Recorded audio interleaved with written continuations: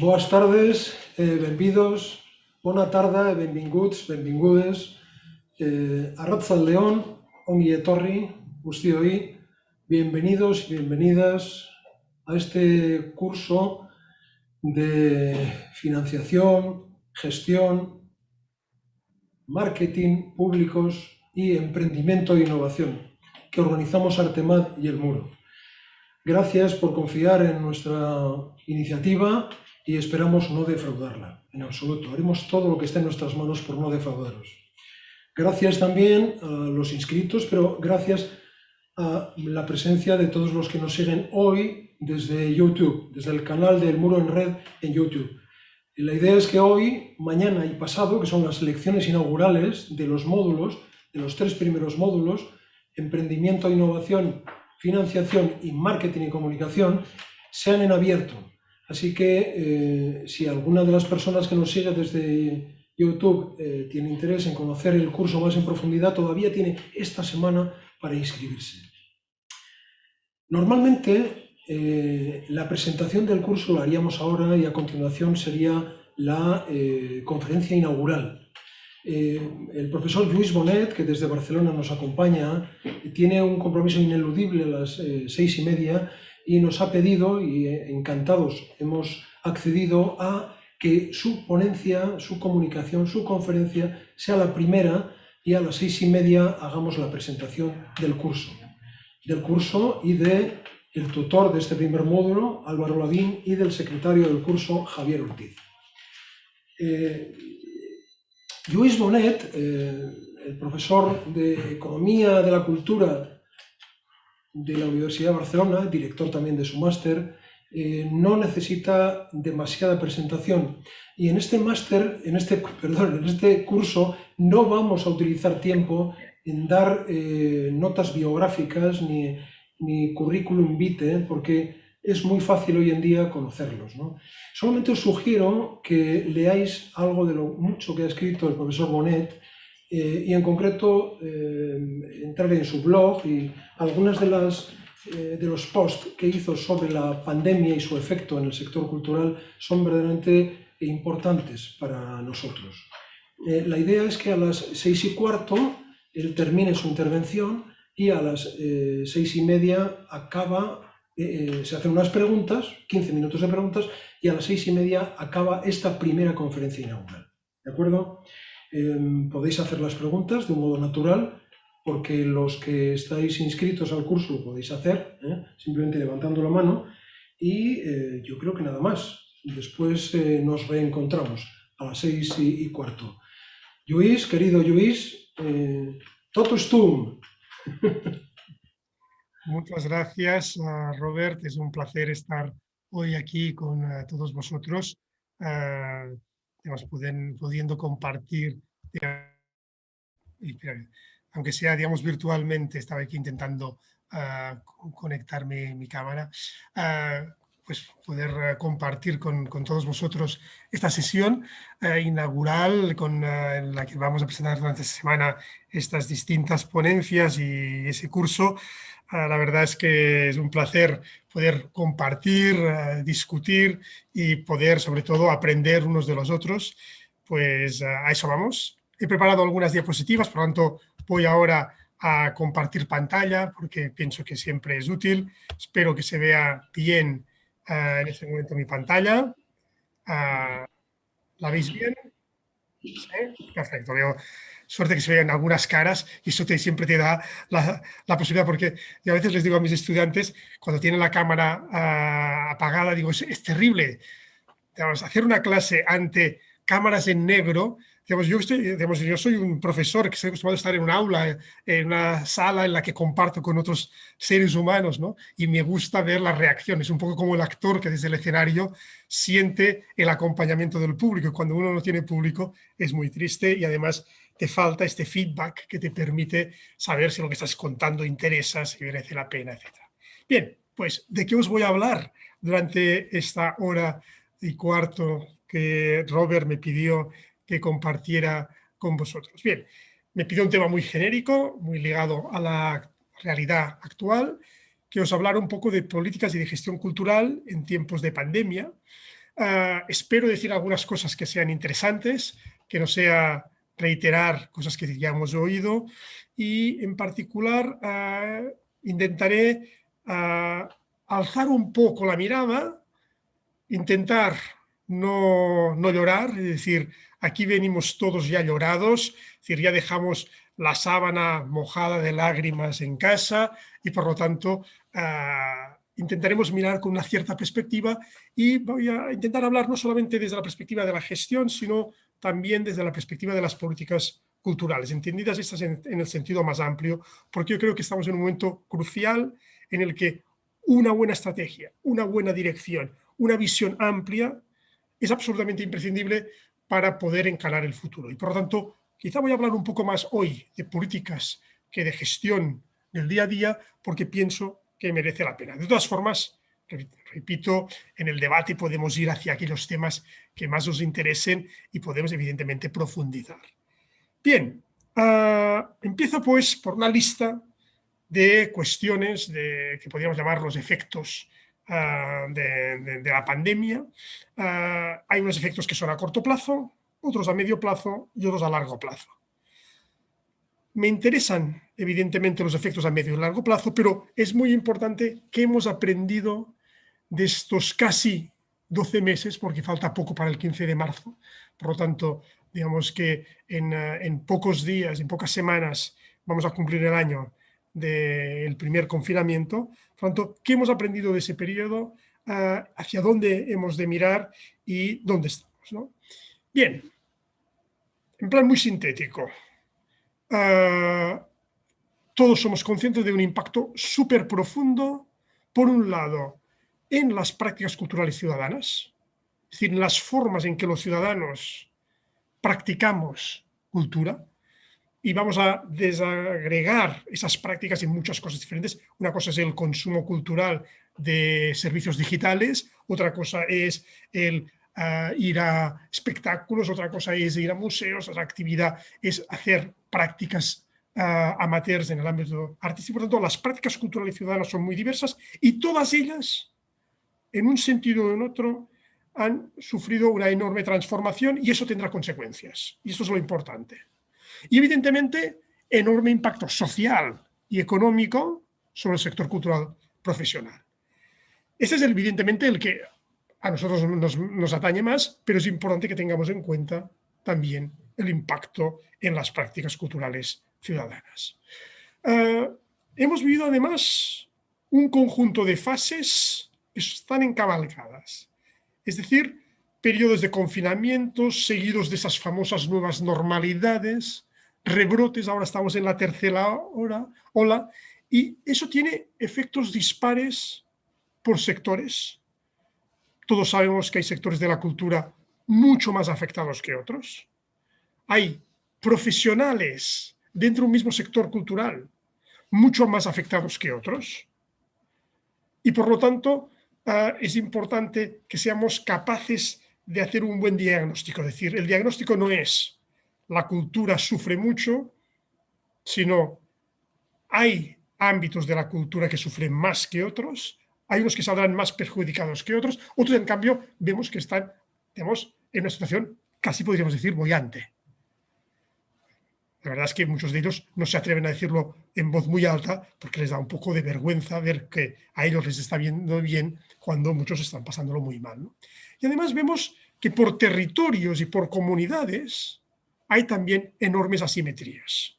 Es decir, en aquellos territorios donde la actividad turística ha sido siempre muy importante y hay una parte de la actividad cultural muy ligada a la actividad turística, evidentemente estos territorios lo están sufriendo mucho más y lo vemos cuando analizamos los datos del PIB por provincias en España y vemos perfectamente cuáles son las provincias, porque dentro de la misma comunidad autónoma puede haber provincias con mayor o menor impacto. Y luego cuando analizamos por tipologías de comunidades, también aquí, cuando hablo de comunidades no estoy hablando de comunidades autónomas, estoy hablando de comunidades, es decir, tipologías de gente, grupos humanos que están en mayor fragilidad y otros que están en mayor fortaleza, ¿no? Y eso pasa, además, en una crisis que es muy difícil de predecir por dos razones fundamentales. La primera, la falta de referentes previos. Es decir, nos hemos de ir a 100 años para atrás para tener una crisis parecida, una pandemia parecida, pero la época era muy diferente. Pero acordaros de que es un momento, el año 19, el año 20 del siglo XX, fueron unos años terriblemente traumáticos social y económicamente en nuestro país. La gente a veces de eso no habla mucho o piensa que habían otras razones. Final de la Segunda Guerra Mundial, hay un cambio, una redistribución de la actividad económica. España había sido un país neutral y, por lo tanto, a todos esos cambios de enriquecimiento rápido entra en una fase de crisis posterior.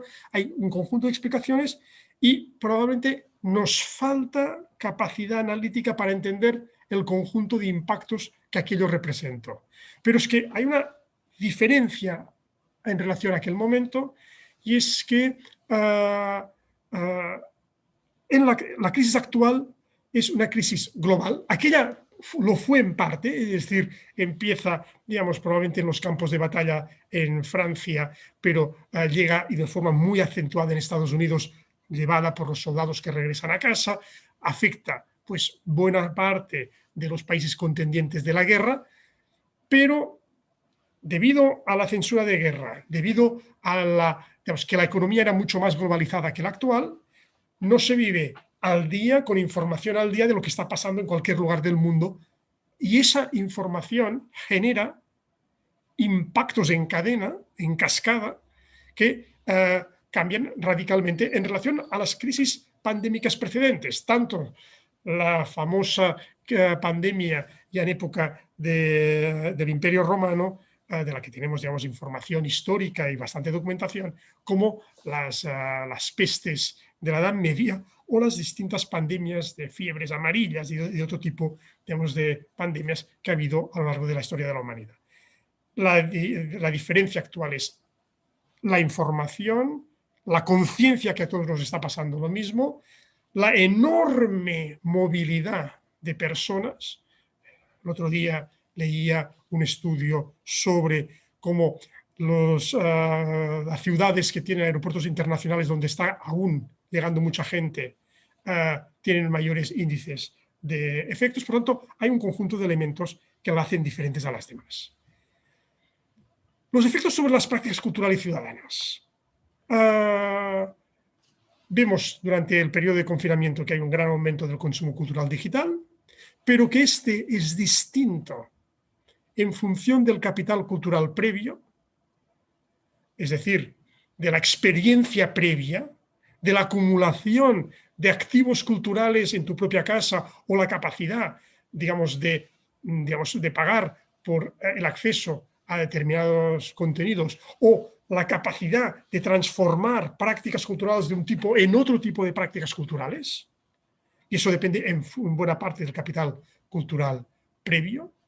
Y hay además la intensificación de las relaciones culturales a nivel familiar. Eso, en muchos casos, lleva a determinados conflictos porque las casas no estaban previstas, ni teníamos la mayoría de personas un ordenador por persona para poder unos trabajar, otros estudiar, otros dedicarse al ocio y por lo tanto compaginar.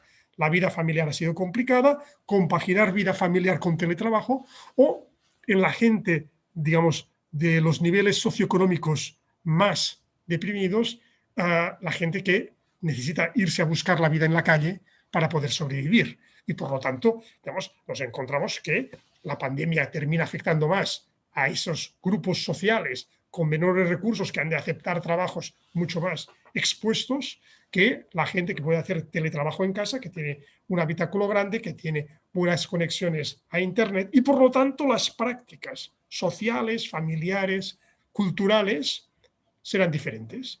Para muchos de nosotros que tenemos la suerte de ser unos privilegiados y tenemos un buen capital cultural acumulado, pues aprovechábamos esa época de confinamiento para leer esos libros que teníamos, que hacía mucho tiempo que no me habías leído, para escuchar música, para buscar por internet y decir, wow, qué concierto más fantástico, mira que no sé qué. Y empezábamos a través de las redes sociales a intercambiar y decirle a alguien, ¿has descubierto eso? ¿Has visto aquello que es interesante? Y por tanto, buena parte de la vida cultural que hemos podido disfrutar, los que teníamos un capital cultural acumulado alto, ha sido diferente que la gente que tenía problemas de acceso mucho más grandes, problemas de dificultad de convivencia en el espacio familiar debido a la pequeñez, al hecho que en muchos casos convivían en el mismo espacio físico pues distintas unidades familiares. Pronto hemos de ser conscientes que a no todo el mundo le afecta igual y que eso genera, por lo tanto, experiencias de futuro diferentes. Otra cuestión clave es la caída de la capacidad económica de las familias. La crisis el cierre lleva a que mucha gente se quede, si hay suerte, con un ERTE, si no hay suerte, si es un autónomo y resulta que ha de esperar una ayuda pública que depende de si hubo pues contribuido, etcétera, etcétera. Nos encontramos que cuando más precario era la relación profesional, mayor dificultad para recibir ayudas. La administración pública, poco ágil, ha tenido enormes dificultades para dar respuesta a aquello que los propios políticos prometían y, por lo tanto, ¿qué ha hecho la gente? La gente ha reducido su consumo, su gasto, y evidentemente eso tiene un efecto automático en la caída del gasto cultural, y dentro de la caída del gasto cultural hay una redistribución del gasto. Es decir, si yo antes no pagaba pues, una cuota en Netflix o en cualquiera de las plataformas que todo el mundo me está diciendo que es tan buena, que no sé qué, que mira qué tal, mírate esta película, mírate esta serie, evidentemente estamos haciendo una redistribución de nuestra cuota dedicada a consumo cultural. Quizá antes dedicábamos a ir a espectáculos, ahora este dinero lo estamos dedicando a conectarnos en red. Y eso tiene efectos no solamente a corto, sino a medio y largo plazo. Por lo tanto, aquí tenemos un primer elemento muy a tener en cuenta. Por otro lado, a eso se une en el momento que se empieza a abrir y a partir del mes de junio podemos empezar a ir a ver actividades, el miedo a participar en eventos multitudinarios o en eventos en recintos cerrados. Por mucho que el sector cultural repita el mantra de que la cultura es segura, mucha gente no se lo cree. Mucha gente tiene miedo. Mucha gente, que además es la gente que tiene mayor capacidad para poder adquirir una entrada, o mucha de esa gente que en general de cabellos grises, ¿no? Digamos, de una cierta edad, que son una parte significativa, por ejemplo, del consumidor cultural en espectáculo en vivo, en música, en teatro, en danza, esa gente, de alguna forma, hay gente que se retrae y no se atreve a ir a ese tipo de actividades, ¿no? Eso tiene enormes efectos graves a corto plazo, pero también tiene efectos a medio, y la pregunta es, ¿y a largo plazo? Bueno, hay distintas preguntas aquí. La primera es, ¿se ampliará la brecha social por mayores asimetrías en procesos de acumulación de capital cultural y de acceso a los recursos tecnológicos, a la disponibilidad de espacio digno o adecuado, a disponibilidad de acceso a la educación?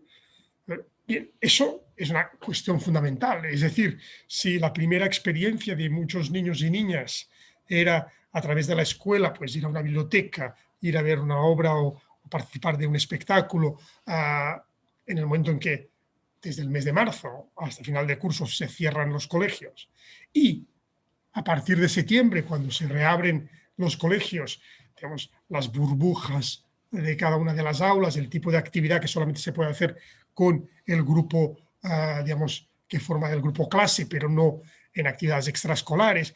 Todo eso genera, evidentemente, una ampliación de la brecha social que puede tener efectos a medio plazo, ¿no? ¿Cómo afecta al sector profesional? Bien, lo afecta de forma muy heterogénea, lo he dicho antes, porque afecta mucho más a los artistas y a los profesionales, a los técnicos independientes, los freelance, los que tienen contrato de autónomos, los que van a servicio, que al empleado público, evidentemente, no es lo mismo, digamos, ser empleado público que ser empleado de una organización privada en términos de estabilidad profesional. Tú puedes ser empleado directo, funcionario o contratado laboral por parte de la administración, o tú puedes estar en una empresa de servicios que presta servicios a la administración. Si resulta que el servicio que tú estás prestando es, por ejemplo, educador de un museo y lo haces a través de una empresa que ha ganado un concurso público, pero resulta que esa actividad, digamos, se paraliza porque la administración deja de contar con ese servicio, automáticamente la empresa que tiene esa gente contratada los despide. Si esa misma persona, en lugar de estar con ese tipo de contrato, estuviera contratada directamente por la administración o por un equipamiento, digamos, que recibe fundamentalmente fondos públicos, evidentemente su permanencia y por tanto su posibilidad de ingresos es distinta, ¿no? En el sector no lucrativo, vemos que es un sector débil por naturaleza en nuestro país y por lo tanto los empleados del sector no lucrativo están sufriendo mucho, entre otras cosas porque la vida asociativa ha caído en picado. Tenemos los emprendedores culturales que están en ese momento, muchos de ellos, en una situación muy precaria porque han hecho unas inversiones importantes para tirar adelante su propuesta empresarial, su emprendimiento, y en ese momento se encuentran que las expectativas de ingresos, la posibilidad de llegar, digamos, a ese umbral de rentabilidad y de viabilidad, pues se esfuma ante, digamos, no saber cuál será el próximo futuro, y el próximo futuro puede ser a una semana vista, 2 semanas vistas, en función de las normativas, en función de si la pandemia sube y los políticos o los técnicos o las administraciones responsables de sanidad deciden mayores o menores recortes. Y luego nos encontramos, evidentemente, en los asalariados del mundo digital frente a los del mundo analógico en situaciones absolutamente diferentes. Todos aquellos colegas que trabajan en el desarrollo digital de nuestros museos, de nuestros teatros, esta gente van así de trabajo, esa gente tiene mucho más trabajo. Hemos tenido que contratar gente nueva para eso, mientras que hemos dejado de contratar a gente que hacían actividades que pierden sentido en el momento que no tenemos público, que tenemos mucho menos público o que hemos de cambiar nuestra estructura, ¿no? El impacto de eso en la vida cultural, en la creatividad y en la posibilidad de plantearse nuevos proyectos es enorme. Hay muchos proyectos vitales porque detrás había, digamos, toda una propuesta artística vital, una propuesta, digamos, realmente que explicaba una apuesta personal y artística grande, están desapareciendo. Hablamos mucho de resiliencia, pero la resiliencia, atención, hemos de ser, digamos, puede ser un enorme peligro, porque ser resiliente quiere decir estar dispuesto a autoexplotarse, o ser resiliente quiere decir tener capacidad porque tienen los recursos para poder aguantar un largo trecho de crisis. Claro, la resiliencia se puede mirar desde muchas facetas, por lo tanto hemos de vigilar mucho cuando decimos eso, porque, digamos, puede ser una excusa o puede ser realmente una oportunidad. Depende mucho del caso, y si queréis después podemos hablar de ese concepto, del abuso de ese propio concepto, pero también de una cierta realidad que hay detrás de ese concepto y, por lo tanto, hasta qué punto la vida cultural que a principios del 2020 pensábamos que podía ir fructificando y dando frutos y podía dar un determinado desarrollo, ¿qué pasa con ella? ¿Cuál será el panorama que nos dejará este dichoso año de 2020 y inicios del 2021, y qué quedará de todos esos proyectos vitales, con toda la creatividad, con toda la ilusión, con todo el empeño, con todo el riesgo que muchos de ellos implican, ¿no? Bien, eso es un poco el panorama que de forma muy sintética he resumido sobre la pandemia. Lo que me interesa ahora es plantearnos cara al futuro, ¿no? Es decir, ¿qué efectos tiene eso cara al futuro, ¿no? Y podemos empezar analizando algunas de las estrategias profesionales que el sector profesional se planteó ya de entrada durante el propio confinamiento y que después, en mayor o menor medida, ha continuado desarrollando posteriormente, ¿no? Claro, cuando uno piensa, y hay una enorme controversia sobre ese tema, ¿no? ¿Tiene sentido? ¿Es necesario? ¿Qué efectos tendrá el hecho de poner mis canciones en abierto, en tomar el fondo, digamos, que teníamos aquí de material audiovisual para ponerlo a disposición de la gente de forma gratuita online? ¿Qué tipos de efectos a medio plazo puede tener eso? ¿Qué efectos tiene el gran aumento de lo digital? No solamente en términos de relevancia económica, sino también en términos de relevancia cultural y en términos de relevancia social. Y yo creo que es importante tener en cuenta esas tres dimensiones de la relevancia, porque a veces nos quedamos solamente en la económica. Y yo creo que es importante tener una mirada mucho más amplia. Quien no es presente desaparece de la mirada, de los referentes, de su público.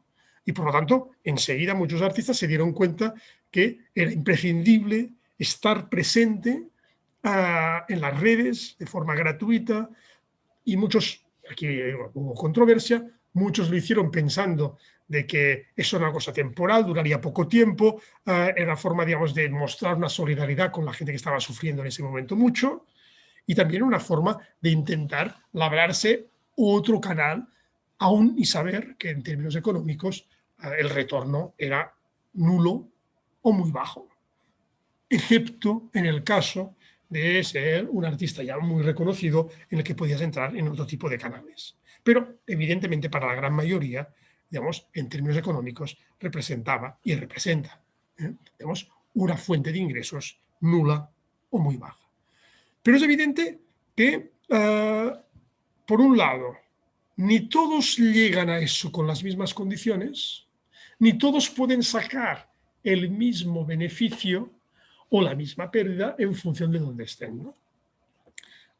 El otro día unos alumnos míos estaban haciendo un trabajo analizando diversos teatros y la respuesta de los teatros ante la pandemia, y nos encontrábamos con teatros, por ejemplo, el Teatro Nacional de Cataluña, que pone a disposición de su público y de cualquier persona donde esté en el mundo, pues el bagaje de los últimos 25 o 30 años de existencia del TNC, y por lo tanto de toda, digamos, la acumulación de material digital que tenían allí medio muerto en un archivo y que de repente ponen en valor con una cuota de unos pocos euros al año, puedes acceder a una cantidad de material fantástico. Fantástico para un número de gente relativamente pequeña, que es la que les puede interesar eso, pero de alguna forma una experiencia adicional. Yo puedo rever aquel espectáculo que vi hace 15 años, que vi hace 7 años, y que, digamos, tenía un recuerdo así vago, y que volver a ver el vídeo. Sin la pandemia, el TNC no hubiese hecho eso. Y por lo tanto, en términos de relevancia cultural, hay un antes y un después. Por lo tanto, por eso digo que es importante pensar en todas las formas de hacer eso. Ahora, como mis alumnos planteaban muy acertadamente el otro día, eso se lo puede plantear el TNC, que es una institución pública con un presupuesto público que ha podido invertir durante años y años haciendo ese tipo de cosas, de las que estaba sacando muy poco provecho. Pero en cambio, si te vas a las salas alternativas de mi ciudad, pues no han tenido ni los recursos, ni la capacidad, ni muchas veces han conseguido negociar con las compañías, con los dramaturgos, con las empresas con las que tenían relación, un contrato que incluyera, más allá del espectáculo, la posibilidad de grabar eso, de poder utilizarlo y poder hacer una difusión pública de ese espacio. Es decir, lo puede aprovechar aquel que ha podido tener el capital cultural y el capital económico para hacerlo, que dispone del armazón legal que le permite hacerlo, y que eso le da una nueva relevancia. Pronto, de alguna forma, lo que estamos viendo es lo de siempre. Los poderosos salen más reforzados de las crisis y los débiles salen menos reforzados de las crisis. Por lo tanto, hay un bagaje previo que nos explica cosas. Y claro, cuando uno tiene un nombre y una relevancia social y artística fuerte, es más fácil atraer público hacia lo mismo. Y solamente cuando eres muy imaginativo, cuando eres capaz de romper y eres capaz de hacer propuestas interesantes, es cuando rompes ese caparazón de cristal, ese techo de cristal, y de repente aquella propuesta más marginal, menos conocida, es capaz de salir, ¿no? Me imagino que en Madrid hay muchos ejemplos, pero los casos que yo conozco aquí en Barcelona, pues, de ejemplos de gente hiperimaginativa que ha hecho cosas absolutamente relevantes en sus últimos tiempos, es muy grande. Y muchas veces, y es importante decirlo, ha habido administraciones públicas que han sido capaces de acompañar ese proceso. Aquí hemos tenido ejemplos clarísimos de administraciones públicas. Voy a poner el ejemplo del Ayuntamiento de Barcelona, o en algunos aspectos muy interesantes también la propia Generalitat de Cataluña, que ha hecho una política, digamos, de acompañamiento a esa innovación, poniendo recursos, poniendo dinero de producción, transformando programas, como podían ser los premios de Ciudad de Barcelona, pues todo eso transformado en becas. Es decir, o creando fórmulas de crowdfunding en el Alto Pirineo para conseguir. Es decir, hay posibilidad de hacer cosas, pero para hacer esas cosas desde el sector público, y por eso voy a hablar después de políticas públicas, se necesita capacidad para romper inercias, capacidad, digamos, de ser realmente imaginativo y, sobre todo, tener conciencia de qué quiero que quede después para hacer unas políticas inteligentes que acompañen ese proceso, ¿no? Claro, yo me hago más preguntas. ¿Es posible que los programadores de proximidad mantengan una cierta apuesta hacia la creación kilómetro cero una vez pasada la pandemia? Es evidente, y solamente hemos de salir a nuestros museos, a nuestros teatros, a nuestros auditorios, a nuestras salas de música, etcétera, etcétera, para ver que en estos últimos meses ha habido una enorme oportunidad para nuestros propios intérpretes, para nuestros propios creadores. Yo he ido a muchos espectáculos porque he creído que era mi placer, pero también mi obligación acompañar el sector en ese momento difícil, y he podido ver en los grandes equipamientos que acostumbran a invitar, o los grandes festivales que acostumbran a invitar fundamentalmente a creadores extranjeros, hemos podido ver gente muy buena de la cantera local. Y la pregunta es, ¿qué papel tendrá esa cantera local en el mercado local o regional frente al circuito internacional pasada la pandemia? Es decir, ¿hemos redescubierto nombres? ¿Hemos vuelto o eso pasará rápidamente y regresaremos a lo anterior? Bien, yo aquí creo que ha habido una oportunidad para algunos creadores, para algunos intérpretes, para algunas producciones nacionales, para darse a conocer a su propio público.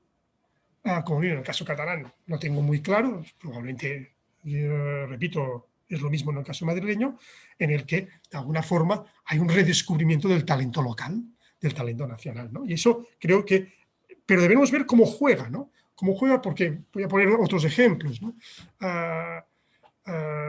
Yo sigo, entre otras, un canal de esos extraños que hay que podéis ver por televisión, que es Meso, que es especializado en jazz, a mí me gusta mucho el jazz, también en música clásica y danza contemporánea y ballet.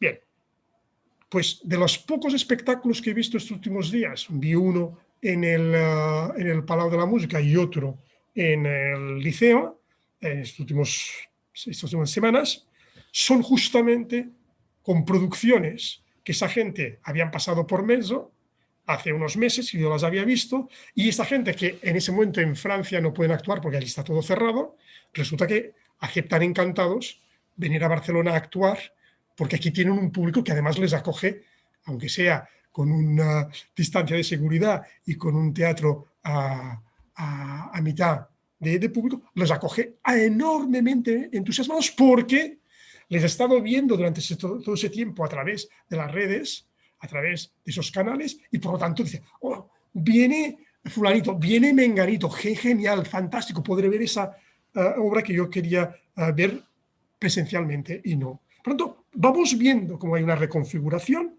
Lo que hemos de ver, evidentemente, es que eso está afectando, digamos, fundamentalmente en ese corto plazo, y nos interesa ver si va a afectar también, va a tener efectos en el medio y largo plazo. Hay otra cuestión que yo planteo y es, ¿habremos vivido un anticipo de lo que nos espera dentro de 10 o 20 años con la plena implementación de la inteligencia artificial, con sus consecuencias sociales y económicas? Es decir, estamos en ciernes de una gran revolución tecnológica. La digitalización no es más que un preámbulo de lo que nos viene. Y por lo tanto, de alguna forma hemos visto que se ha avanzado en pocos meses en la práctica de las instituciones, en la práctica de los ciudadanos, por ejemplo, en la gente de una cierta edad que tenía ciertos problemas con el acceso a la producción digital, hemos visto que ha habido un cambio de hábitos importante. Han descubierto de la mano de hijos y nietos cosas que pensaban que, digamos, que les superaban. Pero es que lo que nos viene ahora es mucho más grande y puede tener enormes efectos. En primer lugar, porque van a desaparecer la gran mayoría de los trabajos automatizables, por tanto, muchos trabajos que hasta ahora hemos vivido como, digamos, habituales, no sé, de nuestras calles, ¿no? Un taxista, para poner un ejemplo, ¿no? Los taxistas van a desaparecer, quedarán 3 o 4 que tengan un enorme valor añadido porque harán un acompañamiento a una persona mayor o a un turista porque hacen de guía, pero el resto cogeremos un aparato automático que nos vendrá a recoger, nos llevará a una automatización de todo ese circuito y para eso te falta relativamente poco tiempo. Y con eso, enorme cantidad de trabajos que van a desaparecer. Eso generará enormes problemas en la generación y sobre todo en la distribución del excedente económico que esta revolución va a generar. Vamos a ver de nuevo perdedores y ganadores de ese cambio. Habrá un incremento del tiempo de ocio, probablemente, como hemos dicho con la pandemia, un incremento de las prácticas culturales amateurs. Hay evidentemente una gran oportunidad para la gestión de la cultura, para la mediación cultural, porque todo eso implicará enormes capacidades de mediación, de puentes, de capacidad para aprovechar, para puntear, etc. Y por lo tanto, por un lado habrá mayor exclusividad, precariedad económica para los excluidos del sistema y probablemente habrá también enormes posibilidades para otros. Por lo tanto, mi pregunta es esa pandemia de alguna forma nos ha permitido vivir un avance de ese cambio? ¿No? Por ejemplo, ¿se difuminarán progresivamente los límites entre el mundo real y la realidad virtual? La realidad virtual está a la vuelta de la esquina, que aquí en Barcelona tenemos este centro dedicado a la realidad virtual, ideal, en el Poblenou, donde digamos, es espectacular el tipo de experiencias que puedes en ese momento vivir allí.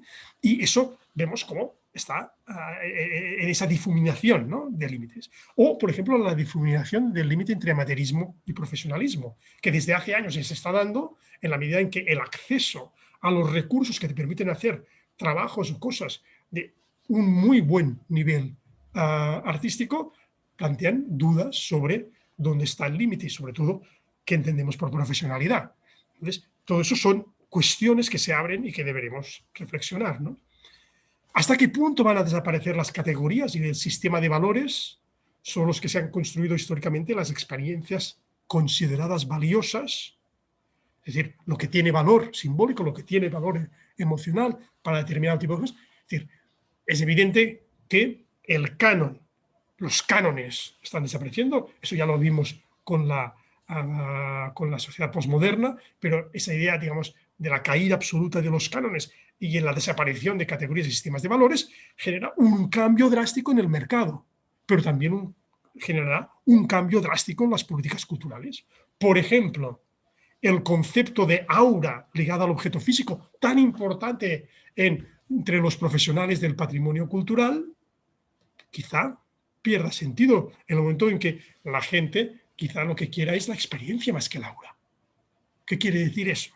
¿Cómo lo vivimos? ¿Quién lo vive? ¿Quién y qué define lo que es calidad artística?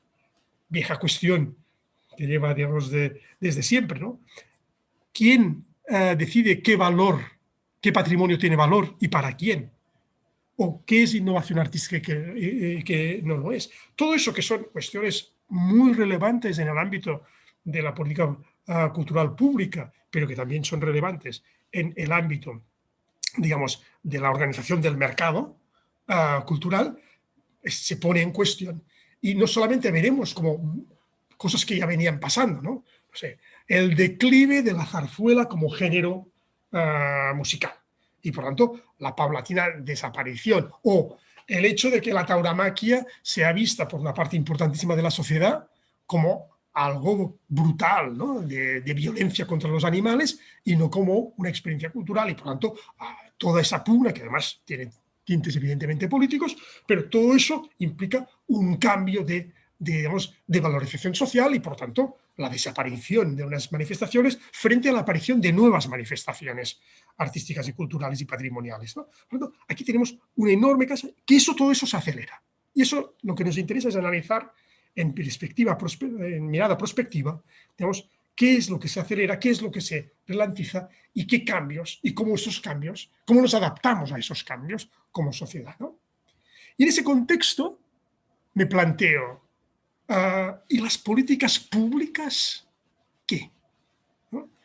Las políticas públicas son muy importantes para una parte de la actividad cultural porque pues sufragan la diferencia entre lo que la colectividad está dispuesta a pagar por un precio de entrada a un museo, a un espectáculo, a una galería, y aquello que realmente cuesta ese producto.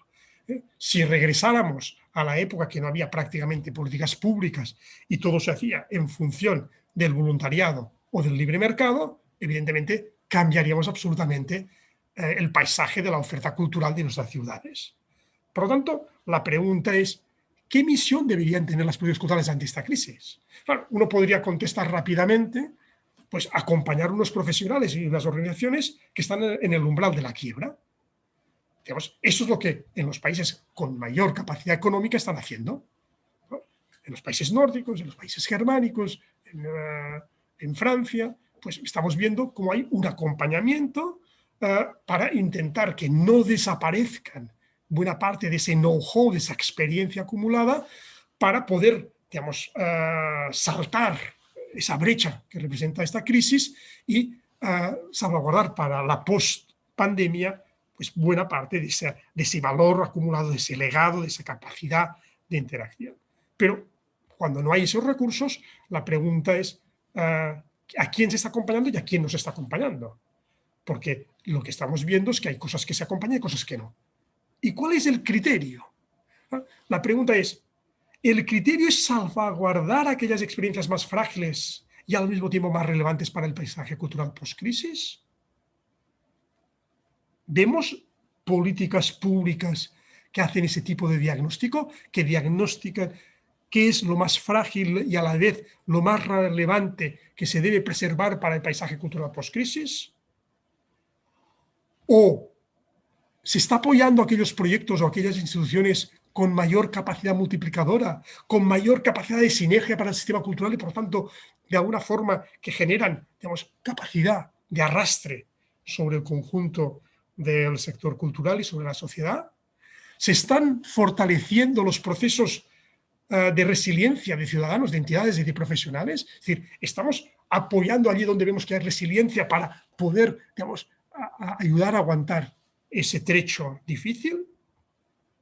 ¿O lo que vemos es que, por un lado, las políticas culturales no son relevantes, hay una mentalidad tecnocrática, cuando lo hay es terapia homogénea, tratamos a todos por igual, pensando que la igualdad es igual a la equidad, gran error, y muchas veces esa mirada tecnocrática lo que nos lleva es a ineficacia y a escasa equidad. Y por lo tanto, cuando ves llegar una mentalidad muy tecnocrática, a todos nos vamos a tratar por igual, estén en el pueblo más pequeño o en la ciudad más grande, si hablemos de tal o hablemos de cual. Cuando la norma se impone desde arriba y trata a todo el mundo por igual, el resultado es uno, ¿no? Es uno. Y por lo tanto, desde mi punto de vista, no el mejor en absoluto, ¿no? claro, entonces la pregunta es, ¿cabe esperar transformaciones relevantes a medio plazo en las políticas de apoyo público a la cultura?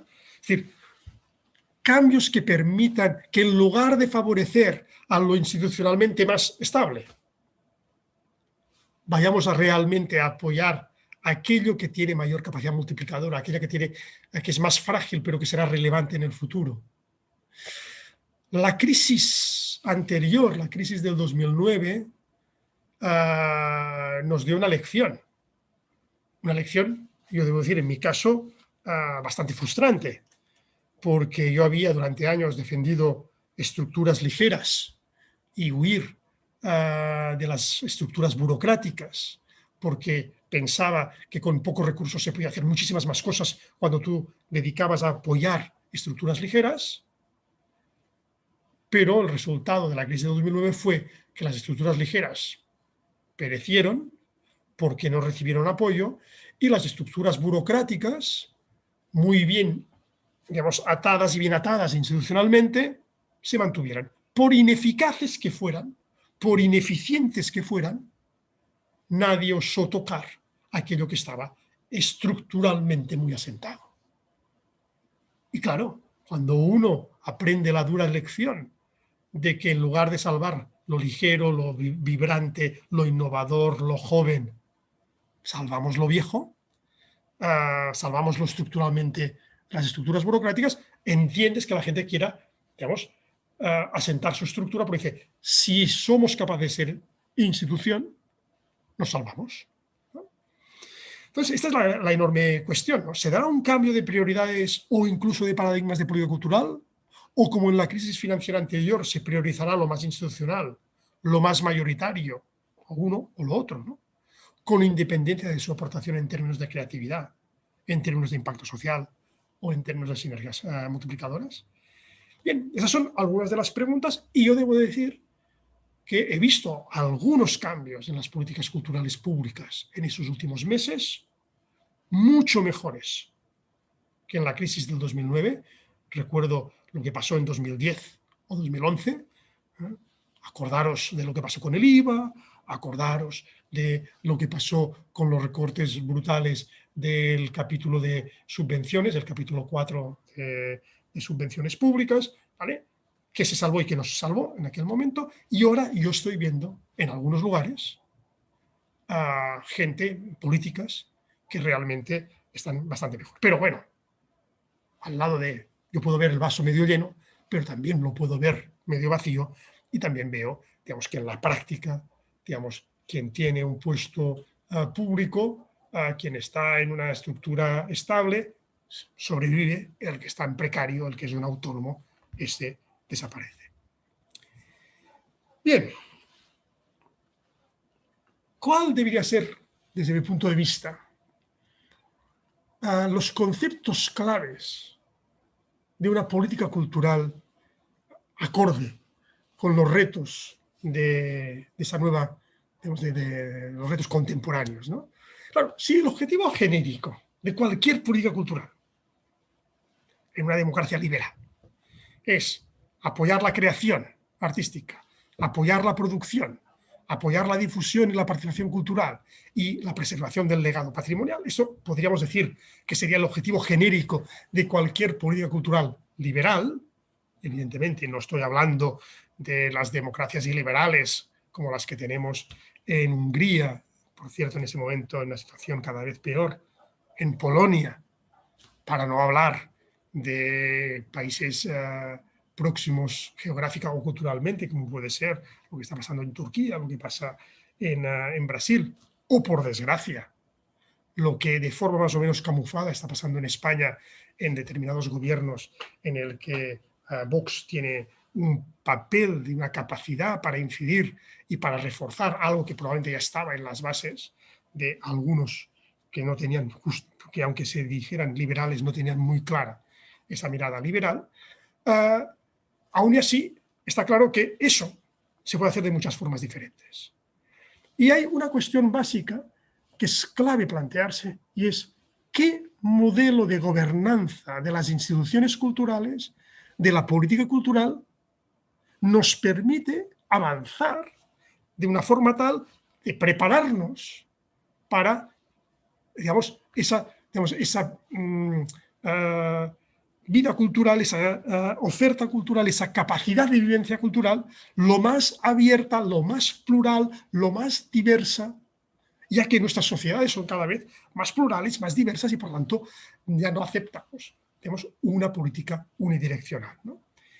De alguna forma es cómo generamos el humus, cómo propiciamos, no cómo generamos, me he equivocado de palabra, cómo propiciamos un humus social que permita que la vida cultural, que la creatividad, que la capacidad para acumular capital lo más diverso, lo más amplio posible, se generalice y que, digamos, los elementos, digamos, de base socioeconómica, digamos, el hecho, el gap en términos educativos, etcétera, etcétera, no sea algo que nos pese, que nos lastre. Bien, yo me planteo 5 grandes áreas, 5 grandes prioridades que desde mi punto de vista son fundamentales, ¿no? Que en buena manera son una reformulación de los viejos paradigmas de política cultural. Es decir, hay un paradigma, que es un paradigma, digamos, que viene de la Ilustración, pero que después de la Segunda Guerra Mundial en las democracias liberales se asienta de una forma muy clara, que es el paradigma de la excelencia, ¿no? Hemos de apoyar aquello que tiene calidad. Y los expertos, a ser posible a través de un sistema de brazo a distancia, de una cierta, digamos, distancia del intervencionismo político, deciden qué tiene realmente mayor valor en términos de creatividad. Esa idea de excelencia, que repito, está muy ligada al concepto de Ilustración, yo creo que le hemos de dar un cambio de mirada. Es decir, necesitamos propiciar experiencias que afectan y cambian la gente, que afecten y cambien a la gente. Es decir, la excelencia por la excelencia, la calidad por la calidad, la ilustración por la ilustración. Es difícil de saber qué es calidad. Por lo tanto, lo importante son experiencias que afecten y cambien a la gente, que motiven, que hagan que algo se mueva. Y eso está ligado, evidentemente, a la innovación, es decir, a la capacidad de implementación de las nuevas ideas. La creatividad está muy bien, pero creatividad sin innovación no funciona. Por lo tanto, la innovación es la capacidad para implementar las ideas creativas. Entonces, necesitamos un ecosistema cultural, es decir, un conjunto de emprendedores, un conjunto de creadores, un conjunto de dinamizadores, un conjunto de mediadores capaces de implementar esas ideas creativas y ponerlas en práctica. Y cuando hablamos de ideas creativas, son ideas creativas en lo artístico, son ideas creativas en las nuevas miradas de lo patrimonial, son ideas creativas en las nuevas formas de acceso a la cultura, son ideas creativas en experiencias que cambien a la gente, etcétera, etcétera. La innovación a todos los ámbitos. Y eso va ligado a otra cuestión fundamental, que es la asunción de riesgo.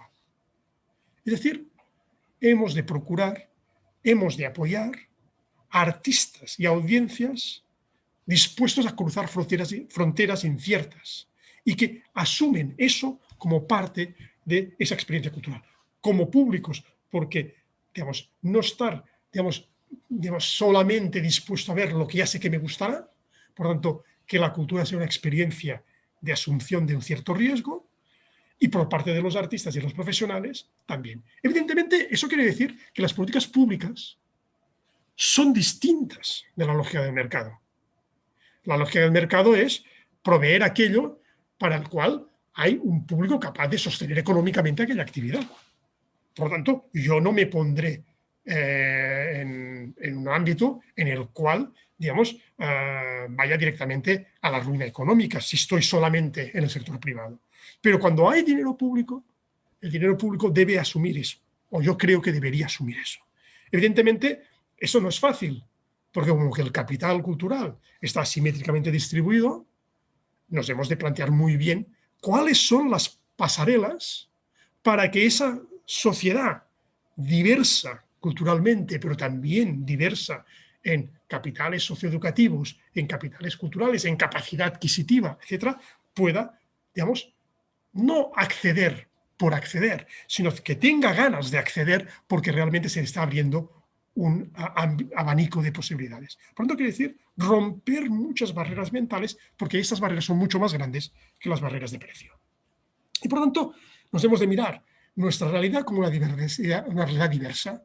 Reflejo y expresión, reflejo y expresión, ambas palabras son importantes, de comunidades heterogéneas. En eso debo decir que España es un desastre, porque es un país que niega su diversidad cultural y lingüística interna en buena medida, y que le está costando muchísimo entender que en la inmigración que nos viene de fuera no solamente hay un peón que me hace ese trabajo que yo no quiero hacer, sino que hay todo un mundo de expresiones culturales interesantísimas en el que nos podemos enriquecer mutuamente. Por lo tanto, aquí hay un enorme cambio y la vieja Europa a veces no es capaz de hacer esa mirada. Y nuestros proyectos culturales les cuesta pensar en ese público diverso, no solamente como consumidor, sino como interactuador, como gente que te está diciendo cosas y que tú puedes interactuar con ellos, ¿no? Y aquí yo creo que aquí hay un enorme campo de desarrollo. Y finalmente, la idea de apertura internacional. Es decir, creo que internacional me ha salido en inglés, se ve que eso de internacional ya lo tenía tan puesto así, que me ha salido con T en lugar de con C. Es decir, la idea de flujo recíproco.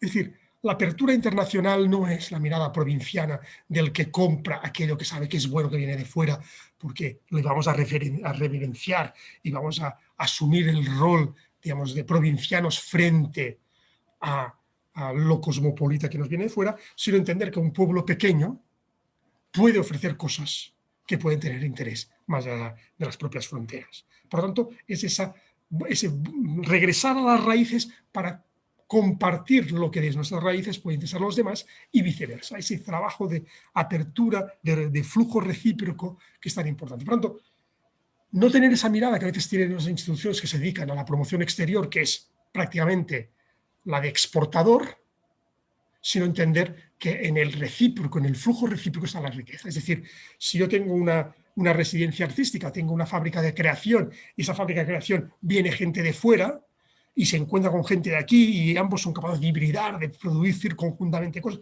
se nos van a abrir mercados fuera.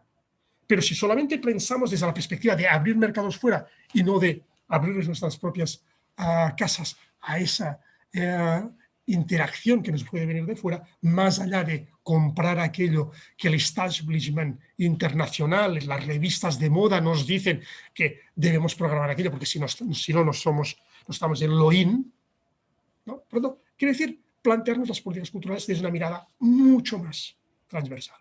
Y bien, y todo eso lo planteo justamente en un momento de pandemia. Lo planteo en un momento en el cual la gente lo está pasando muy mal y que probablemente esta mirada muy ambiciosa o muy largoplacista, a alguien que no sabe cómo llegará a final de mes, que tiene unos problemas que ya no sabe, ya lleva 3 meses sin pagar un alquiler, que no sabe si tendrá que cerrar su pequeña teatro, su taller artístico, es probable que todo eso le suene absolutamente a chino y lo que quiere es que la administración pública, por favor, págame el alquiler, por favor, déjeme de cobrar la cuota de autónomos.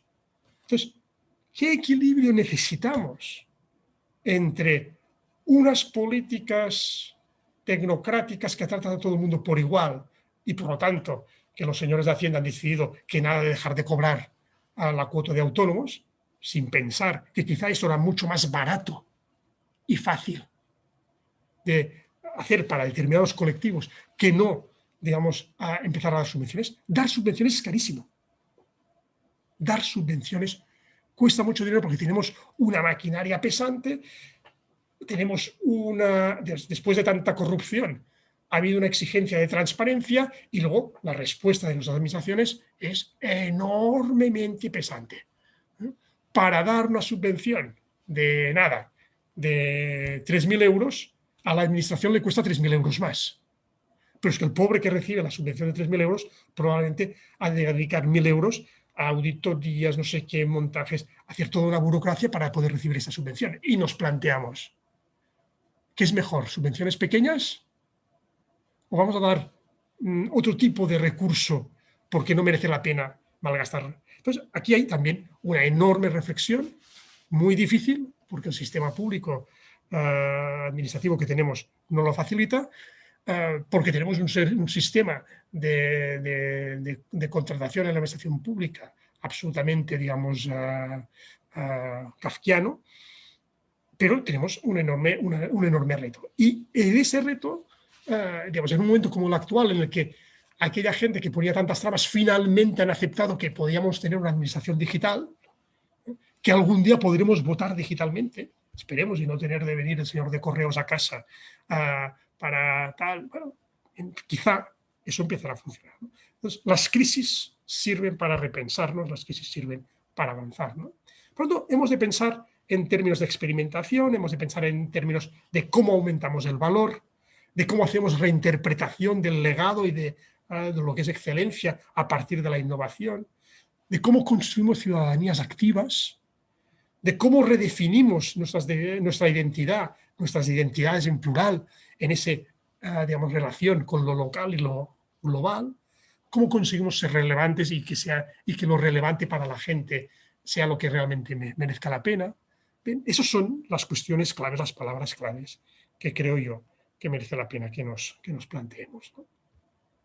Y algunas reflexiones finales un poco para ir cerrando, porque veo que llevo mucho rato aquí charlando y creo que os estáis aburriendo bastante. Bien, de forma muy sintética y sobre todo porque me interesa, digamos, generar debate y si conviene, digamos, para generarlo, decir, digamos, quizá diré alguna inconveniencia para ver si despierto las iras de alguno y con las iras podemos empezar a hacer un poco de reflexión profunda. Una de las preguntas para mí clave, ¿no? ¿Qué tipo de ayuda es más eficaz para lograr determinados objetivos específicos? Es decir, ¿quién define los objetivos? Muchos colegas que han aceptado pues meterse en la función pública, como a presentarse en unas elecciones y pasar por ese tipo de trances, te dicen, bueno, yo venía con muchas ilusiones, pero cuando ganamos y entré en el departamento de cultura que me tocaba en el ayuntamiento de tal, me di cuenta de que francamente tenía un 10% de margen de maniobra, porque el 90% estaba absolutamente limitado por un conjunto de obligaciones que prescindir de ellas tenía un coste político inasumible para cualquier fuerza política. Por lo tanto, resulta que nos gastábamos tanto dinero en tener una biblioteca que casi no podía sobrevivir, un museo que tenía solamente una o dos personas y que hacía lo que podía, unas fiestas patronales que si resultaba que no te gastabas no sé cuánto dinero en fuegos artificiales, tenías, digamos, la ciudadanía a la contra diciendo que el pueblo de al lado sí que lo hacía y que habían traído tal músico famoso y nosotros traíamos uno que no lo era. Es decir, en el fondo, el problema es que nos falta definir prioridades y nos cuesta deslindar de esas prioridades o desgajar de esas prioridades objetivos específicos, teniendo en cuenta que no podemos conseguirlo todo. Es decir, ser estratégico quiere decir priorizar, y priorizar quiere decir dejar de hacer cosas para las cuales hay un grupo de presión dispuesto a estar muy enfadado contra mí porque estoy haciendo algo que les toca a ellos en particular. Y cualquier cambio implica, en general, más gente enfadada que gente contenta, porque la gente contenta de un nuevo programa, como que aún no sabe lo que implica este nuevo programa, no me vendrá a aplaudir a la puerta del ayuntamiento. Por lo tanto, digamos, se necesita una cierta valentía, se necesita habilidad política y se necesitan ideas claras, ¿no? Para definir qué quiero hacer, es decir, cuáles son mis objetivos, cómo lo voy a hacer, para quién lo hago. Es decir, si lo hago para los públicos cautivos de siempre, para esa gente que somos los que tenemos un nivel educativo y cultural y somos los privilegiados del sistema, que somos los que vamos al teatro, los que vamos a los museos, los que vamos a las galerías, la gente que utilizamos los servicios de las bibliotecas digitales. En el fondo, estamos haciendo una política cultural para nosotros, ¿no? Entonces, cuando uno se plantea ¿para quién lo hacemos? Automáticamente nos hemos de plantear ¿con quién lo hacemos? porque quizá cuando empecemos a reflexionar sobre el con quién, el para quién empezará a tener sentido y empezaremos a hacer cosas distintas, porque quizá nuestras prioridades no son las de esta sociedad plural y diversa que nos rodea, ¿no? Entonces, hemos de redefinir, empezar por redefinir prioridades, por explicitar objetivos específicos, porque sin objetivos específicos no podemos evaluar después si hemos conseguido o no hemos conseguido lo que buscábamos. Y fijaros que en general en el mundo de la política se tiende a plantear objetivos retóricos grandilocuentes, porque como si los cumples o no los cumples no importa, porque finalmente detrás de una cosa tan absolutamente enorme todo el mundo puede justificar que finalmente no se logró, en el fondo hacemos lo que nos da la gana. Y eso es un problema porque si los recursos son escasos, hemos de ser capaces de dedicarlo en aquello que es fundamental, ¿no? Pero también es importante tener en cuenta que no hay una única estrategia. Es decir, lo que es válido para un museo local de una colección que nace en un determinado momento, etcétera, etcétera, quizá no es válido para el Museo del Prado. Y el problema es ese. Las políticas muchas veces se hacen pensando en aquellos equipamientos de titularidad pública muy grandes en el que la administración correspondiente no solamente dedica el 80% de su dinero a su actividad propia y luego dedica un 15 o un 20% a apoyo a terceros, sino que además monta su mirada del mundo en función de ese tipo de equipamientos. No creo que sean malos los equipamientos grandes. Los equipamientos grandes probablemente tienen ese tamaño suficiente para generar unas sinergias y tener una capacidad multiplicadora mucho mayor, pero han de tener un mandato claro. Si no hay un mandato claro, se quedan ensimismadas en su propio mundo y no son capaces de ser realmente nodos de conexión hacia abajo, hacia todo el nodo local y hacia arriba, hacia todos los nodos internacionales. Por lo tanto, nos faltan estrategias adaptadas a realidades distintas, ¿no? Eso implica, evidentemente, en abandonar la mirada endogámica y la actitud de agravio permanente que muchas veces tenemos, ¿no? El sector de la cultura, sacar la sábana para empezar a llorar, el desgaste que somos, nos tratan muy mal, somos los últimos. Bien, yo creo que lo que hemos de hacer es pensar, sentarnos con los responsables públicos, escuchar conjuntamente con ellos esa sociedad plural y lo que reclama y lo que quizá ni reclama porque piensa que no tiene ni derecho a ello. Hay parte de nuestra sociedad que no se cree que tenga derechos culturales. Y yo creo que tenemos el deber de escucharles y de darles voz. Hemos de sacar provecho de la visibilidad, de esa necesidad que se vivió durante el confinamiento de tener una vivencia cultural y de experimentar eso. Yo creo que si antes del confinamiento teníamos la idea de que la cultura había perdido su legitimidad social, yo creo que el confinamiento y la crisis de la pandemia nos ha demostrado que la cultura es algo imprescindible, vivido como imprescindible en las encuestas que se han hecho en distintos países europeos sobre ese tema son concluyentes. La gente se ha dado cuenta del valor de la cultura en momentos realmente difíciles. Ese refugio ha sido fundamental. Y hemos de encontrar, evidentemente, también sinergias con otras políticas públicas, porque los recursos, porque las prioridades globales en ese momento irán para la salud, irán para el desarrollo económico. Entramos en una crisis profundísima económicamente y por lo tanto hemos de aceptar que seremos más pobres, que somos ya más pobres económicamente de lo que éramos hace un año, que hay otras prioridades sociales y que la cultura solamente será capaz de dar respuesta a aquello que puede ser y a aquello que la sociedad les reclama, si entiende que debe hacer sinergias, si entiende que debe salir un poco de esa burbuja en la que a veces termina digamos, a la defensiva o termina porque de alguna forma nos contentamos o nos escuchamos solamente a nosotros mismos, ¿no? Bueno, hay un enorme, yo creo que hay muchas cuestiones que la crisis de la pandemia han puesto encima de la mesa, que nos obligan a reflexionar, que nos obligan a replantearnos, que nos obligan a ser más generosos, a pensar más en los demás, que nos obligan también a asumir responsabilidades, proponiendo proactivamente estrategias conjuntas que no sean solamente desde la oferta, sino que integren también a la ciudadanía para poder avanzar, ¿no? Y eso nos da la fácil, porque, como he dicho antes, la pandemia se está llevando por delante una enorme cantidad de vivencias, de propuestas, de experiencias, de ideas, de emprendimientos enormemente valiosos, y no siempre las que sobreviven son las más interesantes. Y por lo tanto, hay un reto fundamental.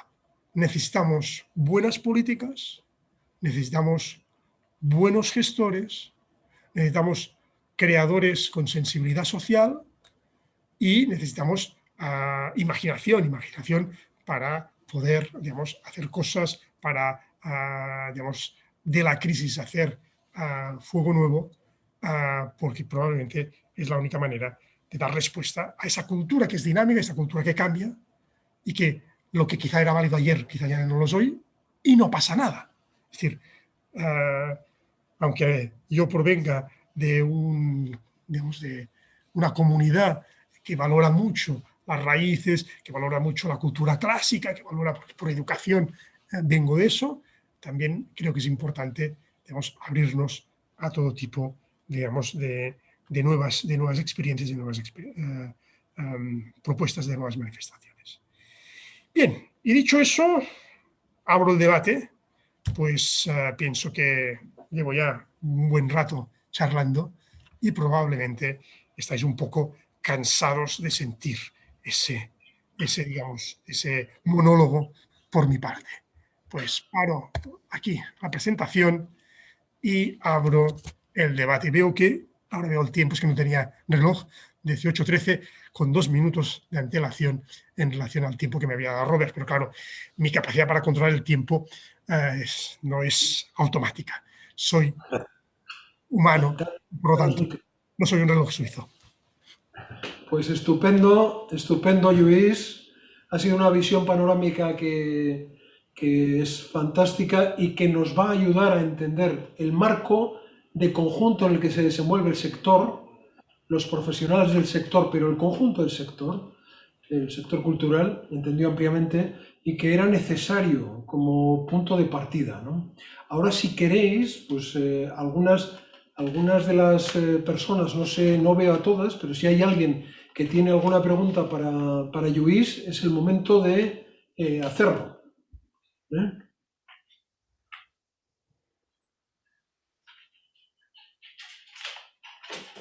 También ese momento inicial en que la gente tiene miedo de ser el primero en hablar, alguien debe romper el hielo, y estoy convencido que aquí hay mucha gente que se ha enfadado mucho con algunas de mis palabras y por lo tanto va, ¿dónde están esos salvajes? Bueno, veo que Antonio Sarrio empieza. Tienes el micro cerrado. Levanto la mano natural, no la mano de Zeus, sino la mano mía física. Bueno, lo primero, darte las gracias por la charla que nos has dado. Yo la verdad es que me lo he pasado muy bien escuchándote, porque he oído cosas que me llevan rebotando en el cerebro durante muchos años. Entonces, pero hay una cuestión que quería plantearte para que te extendieras un poco por ella, es, no sé cómo explicarlo bien. Entiendo que detrás de todos estos cambios que tendría que haber tanto en las administraciones públicas como en las políticas culturales, ¿qué peso tiene la ideología en todo esto? Quiero decir, tú en determinados momentos has mencionado la palabra liberal, ¿no? Para definir cierto tipo de políticas, que son las que nos han traído a donde estamos y que son las que se apoyan fundamentalmente en la tecnocracia, digamos. Entonces, mi pregunta es un poco, y no hablo de ideología a nivel de fuerzas políticas, hablo de ideología desde un punto de vista filosófico, más que político, ¿no? O sea, qué tipo de ideología, de intención humana, de pensamiento humano, de sentir humano hace falta, o cómo esto puede ayudar a que estos cambios se produzcan, porque yo creo que el problema es ese. El problema es lo que tú lo has dicho, ¿no? ¿Qué es lo que se está buscando? Porque pareciera que de lo que tú has mencionado, yo no veo que las políticas que se hacen busquen eso. No sé si me explico, ¿no? Entonces, claro, cuando hablas de hacer ciudadanos, de intentar que los ciudadanos sean más participativos, más reflexivos, que es que creo que ahí está el problema, ¿no? Que todo camina en la dirección contraria. Entonces, ¿cómo podríamos incidir en esto? Entiendo que desde nuestra humilde posición. A ver,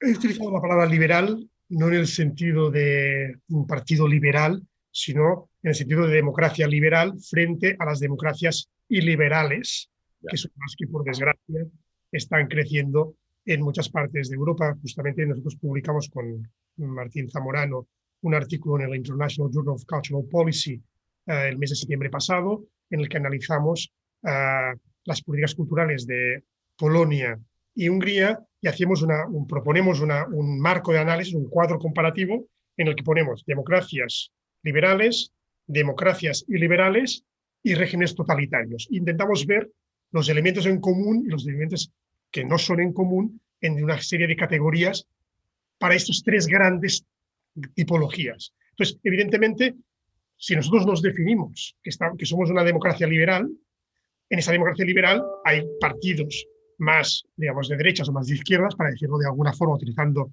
la clasificación clásica, pero es evidente que también tenemos dentro de una misma fuerza política estrategias políticas que apuestan mucho más por la participación, por la libertad creativa, digamos, por fomentar procesos de reflexión crítica, y otros que están más dirigidos al consumo pasivo, al mercado o al populismo del signo que sea, pero al populismo en el sentido de voy a darle al pueblo lo que el pueblo quiera porque yo lo que quiero conseguir en última instancia es poder, ¿no? Entonces, eso es un poco el marco. Entonces, claro, yo aquí sí que hago una apuesta política en el sentido filosófico. Es decir, yo apuesto por la libertad y al mismo tiempo, o sea, la política cultural como herramienta para dar libertad, herramienta para construir el desarrollo humano, tal como Amartya Sen nos lo define. Es decir, fomentando la capacidad de las personas para decidir ellas, a partir de sus valores, el tipo de vida que ellas quieran. Entonces, la cultura puede ser una herramienta para hacer reflexionar, para no quedarte en aquellos valores culturales, digamos, etnicistas, para decirlo de alguna forma, o tradicionales, que me decían lo que yo debía ser. Si la cultura me permite abrirme y reflexionar y decir qué tipo de vida quiero, si yo finalmente decido que lo que me gusta es la zarzuela, genial. Y pongo el ejemplo de la zarzuela porque esta mañana hablaba con unos alumnos y era un ejemplo clásico de género que está desapareciendo, digamos que en pocos años prácticamente iba a desaparecer del todo, cuando a principios del siglo XX era sumamente popular, ¿no? Entonces, bien, eso es la cultura es algo dinámico. Entonces, ¿cuál es nuestra apuesta? ¿Y cuál es el papel del sector público? El sector público debe competir con el sector privado. El sector público debe favorecer, digamos, quizá tener menos cosas propias y favorecer ese humus creativo de la sociedad. Pero claro, hemos de ser realistas. ¿Habrá dinero público para generar creatividad, pensamiento crítico? ¿O hay dinero público para hacer festivales y grandes festejos que tienen mucha clientela? Y aquí es donde hemos de encontrar un equilibrio y el pobre que está al frente de una institución pública debe jugar con ese equilibrio para poder, de alguna forma, dar continuidad. Y a veces esa institución enquilosada puede ser el caballo de Troya desde donde poder hacer cosas creativamente interesantes. Es muy difícil criticar y es muy difícil, o sea, es muy fácil criticar, perdón, es muy difícil hacerlo. Por lo tanto, yo como académico me puedo permitir el lujo de criticar, pero si yo tuviera la responsabilidad de hacer, ¡wow! ¡Qué duro! ¡Qué difícil! ¿No? ¿Alguien más?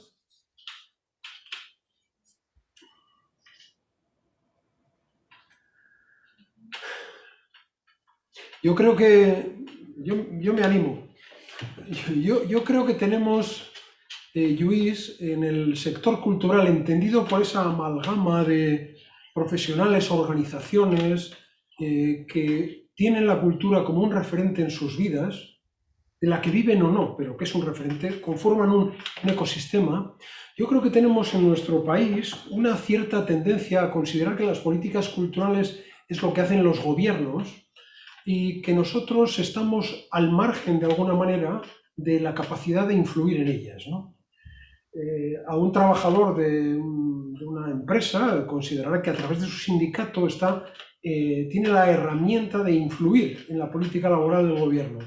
Nosotros, como sector cultural en su conjunto, creo que tenemos una cierta tendencia, tú hablabas de sábana, de queja, pero tenemos una cierta tendencia a no considerarnos una parte activa de lo que definen las políticas culturales, ¿no?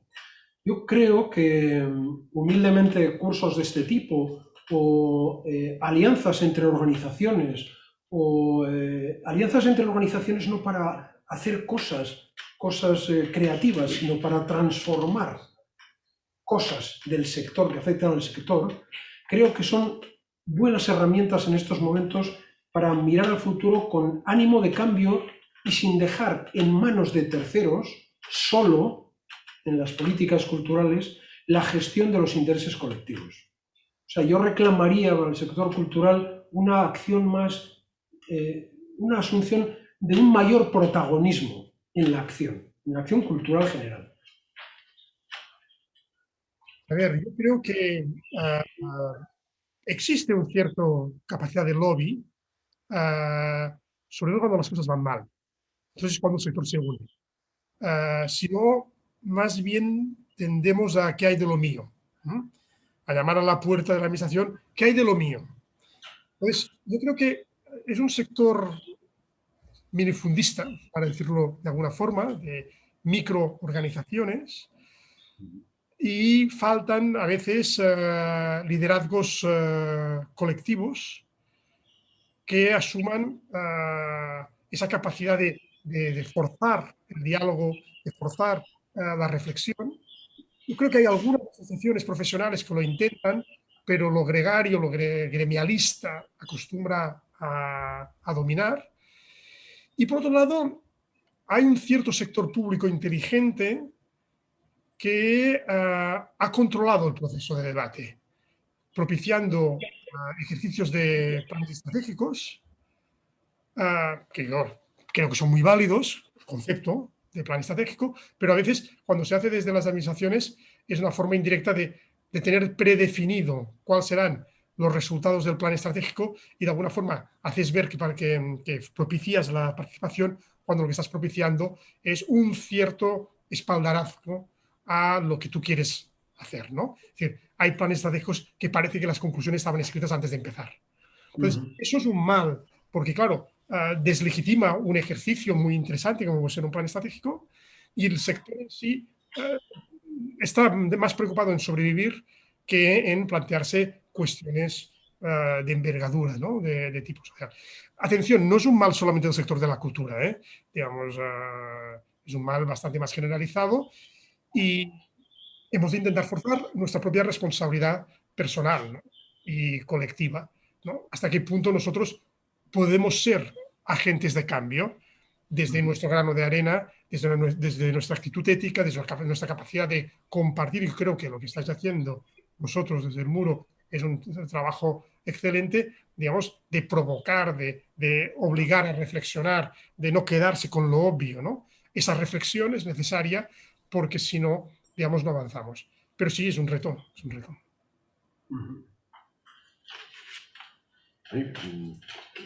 Álvaro.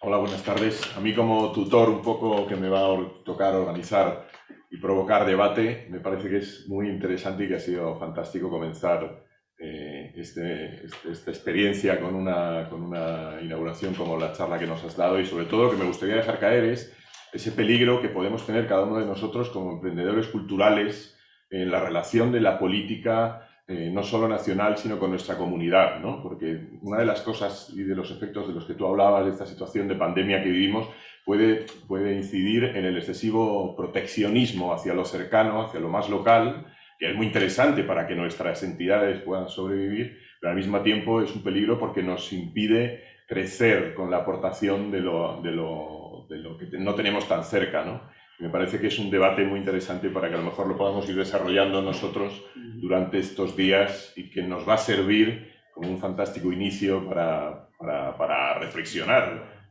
individualmente sobre qué papel jugamos cada uno de nosotros y qué responsabilidad podemos tener en esas políticas culturales, sobre todo en las más cercanas. Sí, absolutamente de acuerdo. Estaba pensando, por ejemplo, el otro día hicimos una visita, porque de las pocas cosas que nos dejan hacer en el sector educativo es hacer clases prácticas. Y las clases prácticas del máster de gestión cultural son las visitas que hacemos a equipamientos, ¿no? Hicimos con los alumnos a la central del CIRC, que es esta fábrica de creación centrada en circo contemporáneo que tenemos al lado del mar. No sé si la conocéis. Si no la conocéis, os invito que cuando vengáis a Barcelona paséis por allí, al lado del Fórum. Y lo más interesante de la central del CIRC está gestionada a través de un contrato programa con la Asociación de Compañías de Circo de Cataluña. O sea, los gestores de este espacio municipal, que recibe subvención municipal y de la Generalitat, es la asociación. Y funciona en un sistema bastante asambleario, pero con un programa artístico, con unos directores artísticos y, sobre todo, atrayendo intercambio constante de gente de todas partes. ¿Y cuál es el resultado de eso? El resultado de eso es que se forman, a partir de que viene una compañía, tienen un programa europeo que lleva no sé qué, se forman allí gente que en esa sala de ensayo enorme que tienen en el medio o en las pequeñas salas donde están preparando las producciones nuevas, llega uno y dice, mira, ¿has visto eso? ¿Has visto aquello? ¿Has visto ese vídeo? No sé qué. Me gustaría trabajar contigo. Y resulta que ese equipamiento, que al sector público le cuesta relativamente poco dinero porque es poner un espacio físico y poner una subvención fija en un programa de contrato que no sube, no recuerdo ahora el presupuesto, pero no sube mucho dinero, gestionado por los propios artistas con un programa que los obliga a esa mirada internacional. ¿Qué estamos consiguiendo? Que realmente nuestra capacidad local se hibride. Que la cultura, digamos, que se genera en Cataluña se hibride con la que viene de donde sea del mundo. Gente que va, que viene, y forzando esa relación internacional. Yo creo que eso es fundamental. La relación internacional siempre nos obliga a no mirarnos al ombligo. Yo creo que eso es fundamental. Si no hay alguna más, si no hay ninguna más, son y 29. Luis, me voy corriendo. Te regalamos un minuto. Me voy de Madrid para Barcelona en ese vuelo aéreo virtual. Digital. Pues Luis, nosotros seguimos ahora, pero nada, para despedirte te damos un enorme abrazo y vamos, desde aquí, los que estamos aquí en el set, un aplauso y hasta pronto.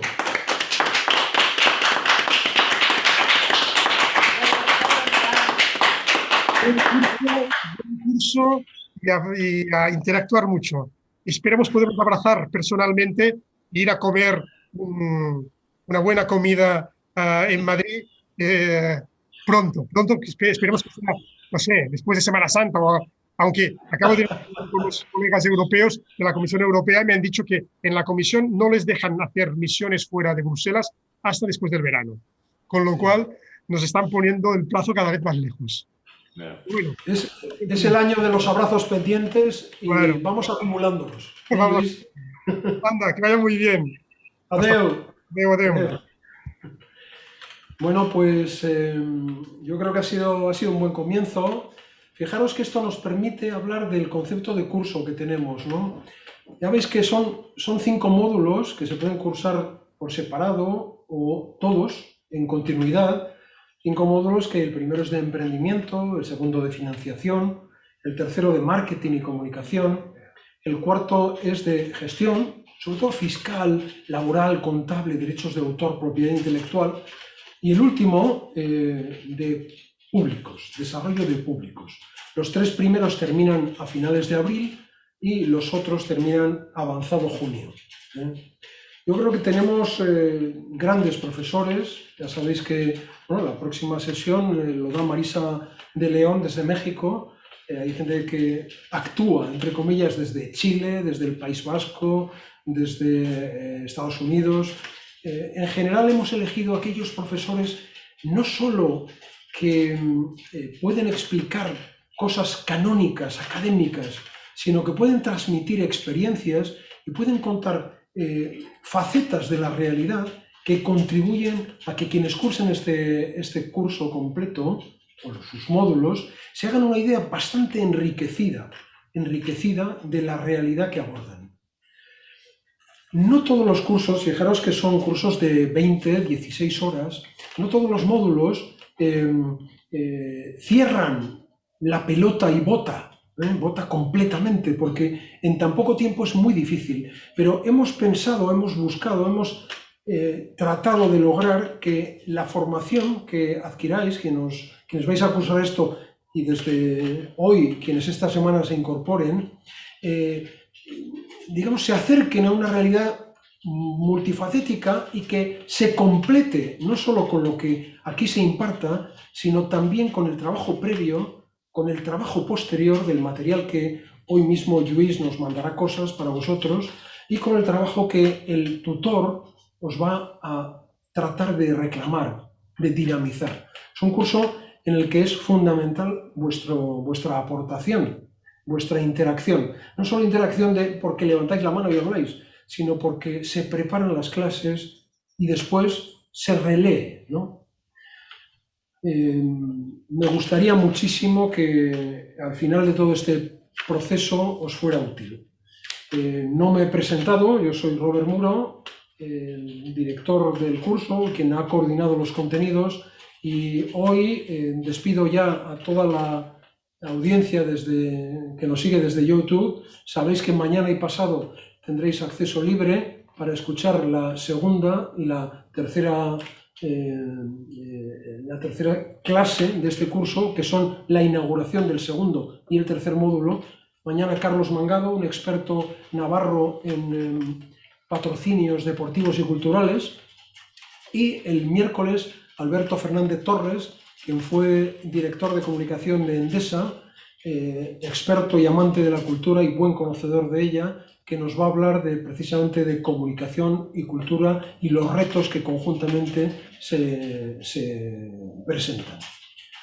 Hasta pronto, YouTube, dentro de 10 segundos.